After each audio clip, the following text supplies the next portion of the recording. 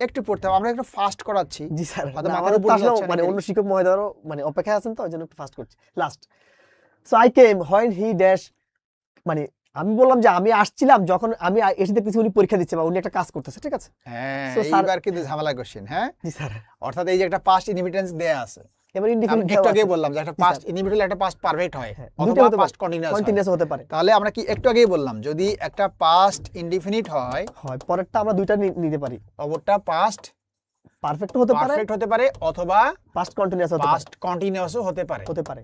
তাহলে এখানে কি একটা পাস্ট ইনহিবিট দেয়া আছে, জি। খেয়াল করো সহজ জিনিস, এখানে কোথাও পাস্ট পারফেক্ট পারফেক্ট নাই। নাই, তো যেহেতু একটা যেহেতু না, তার তাহলে মানে আমরা অপরটা এই ওটাই অ্যানসার, পাস্ট পারফেক্টটা নাই, তার মানে আরেকটা কি আছে option, past past continuous. Continuous এটা খুঁজি, এটা হ্যাজ রিটেন, এটা গোল্লা, নাই।